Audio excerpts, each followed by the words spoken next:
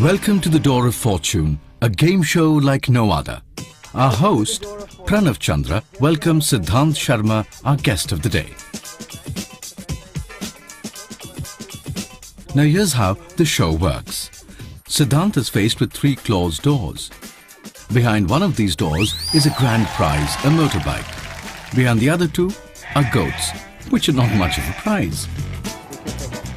But Siddhant has no way of knowing which item lies behind which door. Whichever door he picks, he gets that prize. Siddhant is clearly hoping that he picks the bike, not the goat.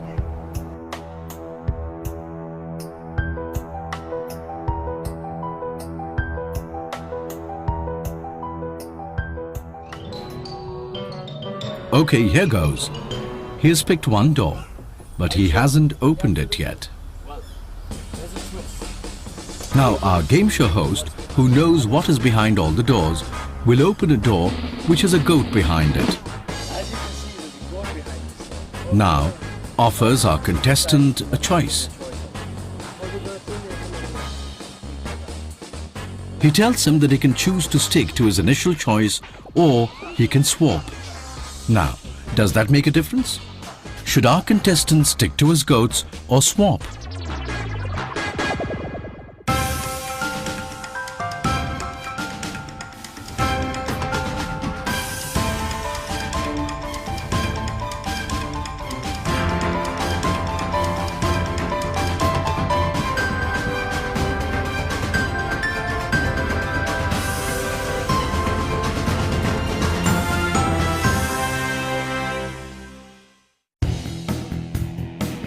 Welcome to a new episode of the Maths Factor, which is all about the wonderful world of luck, chance, or in mathematical terms, probability. So, what is probability? Well, here's a clue. What is the common factor in weather forecasts, sports, auto insurance rates, lotteries, casinos, and this problem? Quite right, probability. We're going to explore a gamut of ways in which probability populates our lives. But before we plunge into that journey, let's see how Siddhant is doing on the Door of Fortune.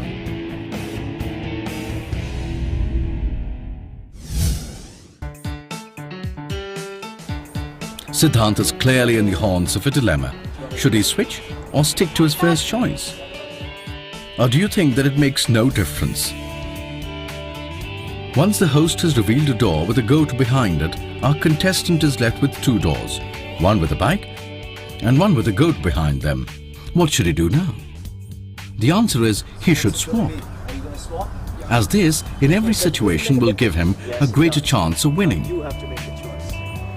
Think about it. Take your time. Wondering why? Well, what Siddhant is facing is a classical mathematical dilemma known as the Monty Hall problem. But before we get to that, let's delve into the story of probability.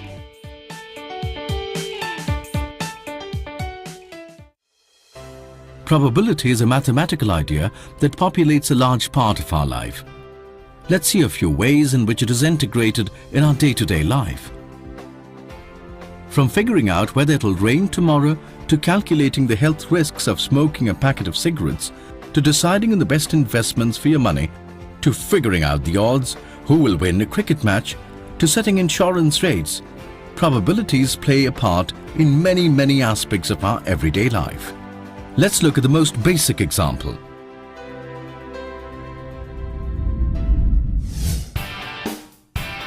Here we have two teams of kids who are stepping out to play a game of cricket. The two captains step up to toss a coin to determine who bats first. One captain calls heads. Now what is his chance of winning? Well, that's what probability is. The likelihood or relative frequency of something happening. In this case, almost intuitively, we would say the chance of head falling is 50-50, which is absolutely right. And this captain, who had the odds in his favor, leads his team in to play the game.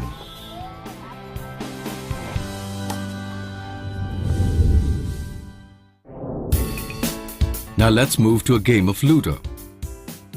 It's my turn. I need a 6 to get out of home and start my game. what is the probability that I'll get a 6? In a perfect die, all outcomes are likely. So the probability of getting a 6 is 1 by 6, which is the number of favorable outcomes by the total number of all possible outcomes.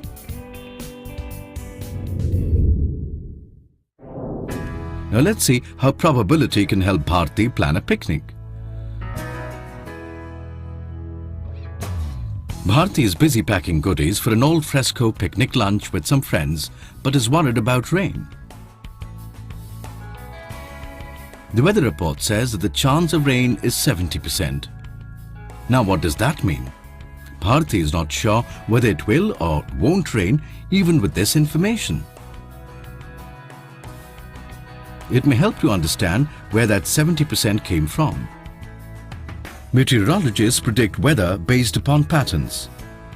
If our meteorologist has data for 100 days with similar weather conditions, and on 70 of these days it rained, a favorable outcome, the probability of rain on the next similar day is 70 by 100 or 70%. However, there is a chance it may not rain, which is 30%.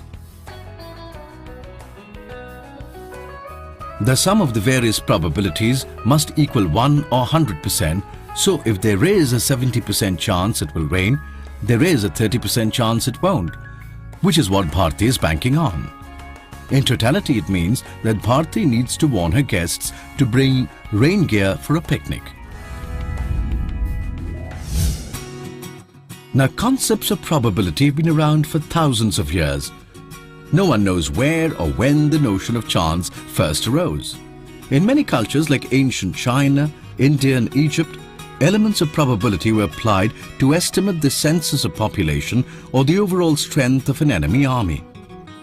Astrogally also shows how the idea of chance was prevalent eons ago. Wondering what they are? Well, they are the heel bones of sheep and other vertebrates. Now, in archaeological digs throughout the ancient world, there has been a curious overabundance of astrogally. Why?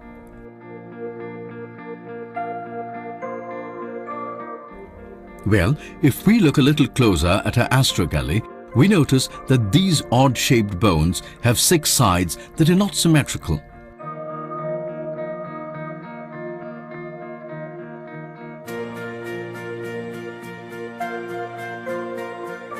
These were used as dice by priests as a way of divining the mood of their gods.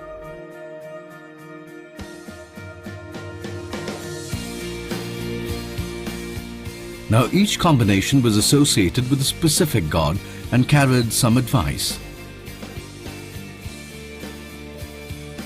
An outcome of 13344, for instance, was said to be the throw of the savior Zeus and was taken as a sign of encouragement. A 44466, on the other hand, was the throw of the child eating Kronos, would send everyone scurrying for cover.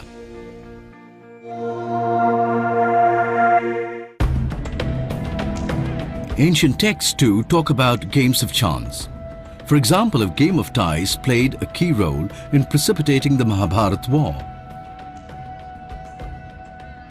In this famous scene, Yudhishthir, the Pandav prince, agreed to play a game of dice against the Kauravas, who have their wicked and cunning uncle Shakuni on their side. Through this game, Yudhishthir lost round after round, his kingdom, his brothers, and even his wife.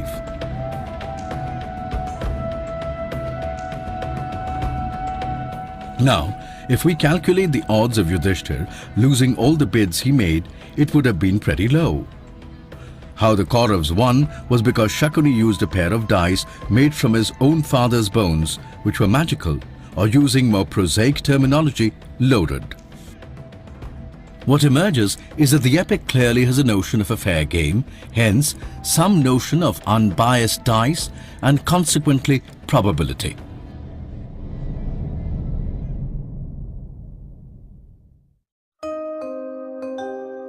If we look at other cultures, in France, dice games are known to have been popular during the Middle Ages.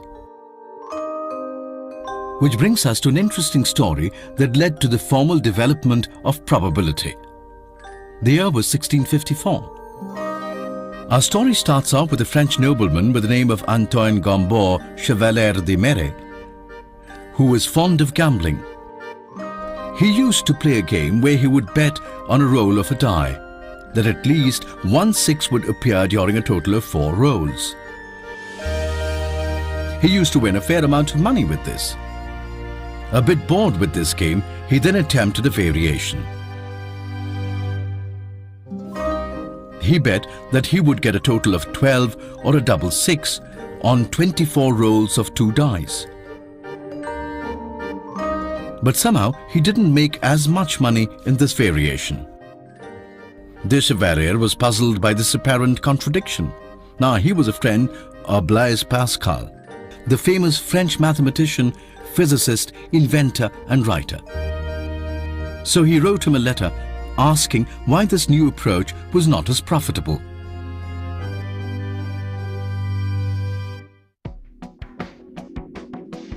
Now this question sparked the birth of probability theory as we know it today. The problem proposed by Chevalier de Mere is said to be start of famous correspondence between Pascal and Pierre de Fermat. They continue to exchange their thoughts on mathematical principles and problems through a series of letters, and historians think that this exchange was the first documented evidence of the fundamental principles of the theory of probability.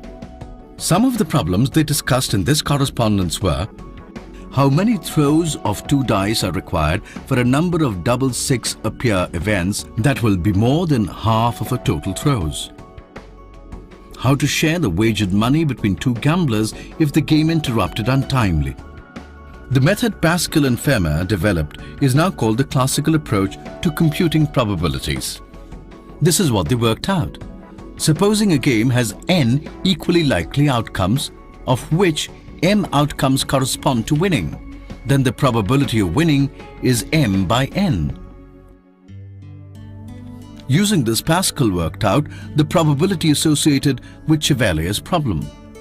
The probability of winning using the new approach was only 49.1% compared to 51.8% using the old approach. Here's an amusing extract from one of the letters of Pascal to Fermat.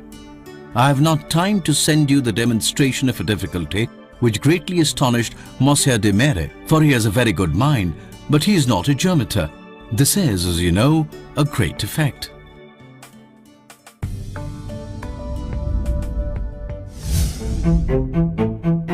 In our journey through probability, I want to share a story by the famous horror writer Edgar Allan Poe. It is from his book, The Narrative of Arthur Gordon Pym. It centers on 4 survivors of a shipwreck who were in an open boat for many days before they decided to kill and eat the cabin boy, whose name was Richard Parker. Some years later, in 1884, the yawl Mignonette foundered with only 4 survivors, who were also in an open boat for many days. Eventually, the 3 senior members of the crew killed and ate the cabin boy. The name of the cabin boy was Richard Parker. Bizarre, right? This may be an extreme example, but our lives are peppered with simple coincidences. सुहाना सफर और ये मौसम हंसी हमें डर है हम रह न I'm sure you've जाए experienced कहीं। something along these lines. You're walking along, singing a song, and the same song suddenly comes on the radio.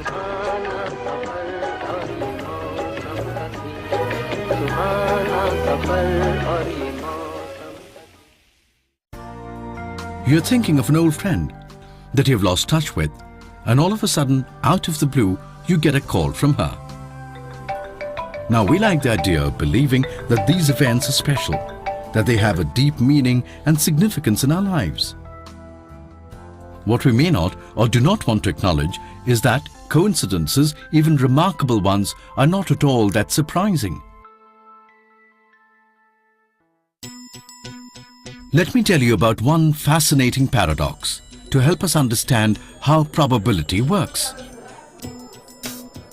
For that, we need to head into a party. In the course of a conversation, you figure out that two people share the same birthday. Wow, how unusual, you think.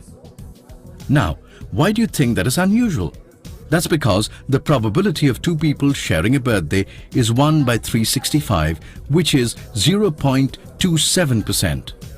Very low probability, right? Now here's the paradox, which is aptly titled the birthday paradox. It says that in a room of 23 people, the chance that there are two people who share the same birthday is 50%. In a room of 75, that chance of overlapping birthdays increases to 99.9%. Wow, how is that possible? Now the chance of any pair sharing a birthday is 1 by 365. This implies that the chance of any pair not sharing a birthday is 1 minus 1 by 365, which is 364 by 365. That is 99.73%. So it's very likely that any pair will not share a birthday.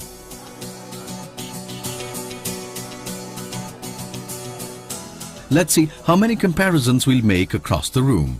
For that, we need to look at our room of 23 people in a little more detail. When we compare our birthday with 22 other people in a room, we get 22 comparisons. But in this case, we need to take into account all the people in the room comparing with the others. So the next person will have 21 comparisons to make, since I have already compared my birthday with her. The third person has 20 comparisons, the fourth has 19, and so on. If you add up all possible comparisons, which is 22 plus 21 plus 20 plus 19 plus up to 1, the sum is 253 comparisons or combinations. Consequently, each group of 23 people involves 253 comparisons or 253 chances for matching birthdays.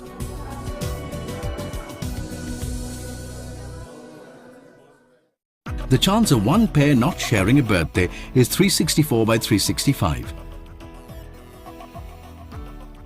The chance then of all 253 pairs not sharing a birthday is 364 by 365 to the power of 253. That is 49.95%. So the chance of a group of 23 people having one shared birthday is 1 minus 49.95% or 50.05%. So it's not really coincidence, it's just probability. Try it at the next party and you can figure if it works. And it makes for a good conversational gambit at least.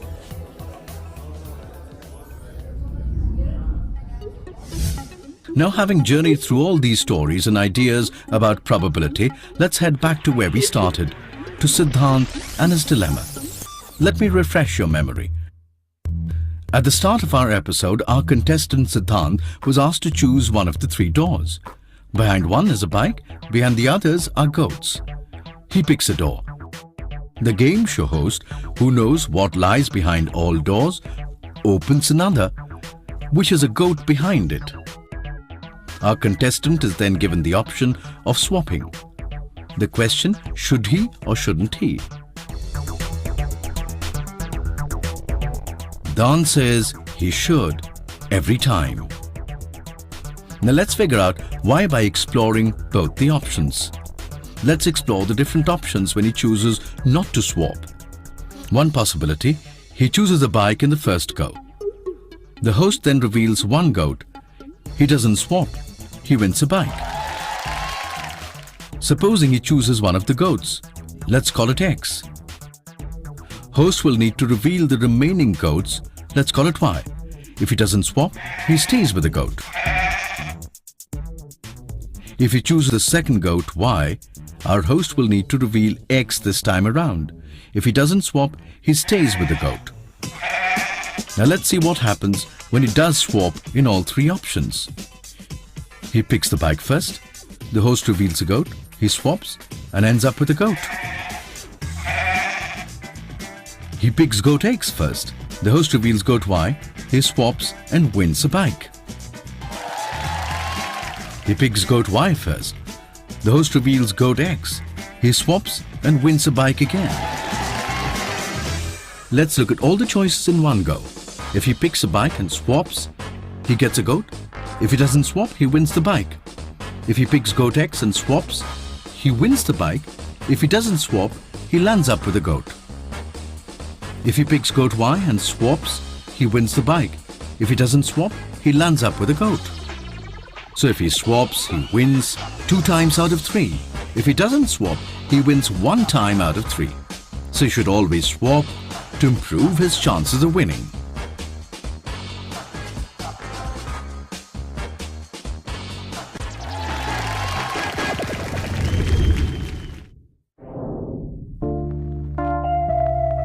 You can use probability to run your life in every aspect. Did you know that the probability of being struck by lightning is less than that of winning an Academy Award? The probability of being canonized is less than the probability of winning an Olympic medal. The probability of being injured by fireworks is much lower than an injury from shaving. So whether we know it or not, we spend large portions of our lives making decisions based on probability. We don't have time for much more, but keep watching the Maths Factor for other fascinating ways in which maths propels our lives.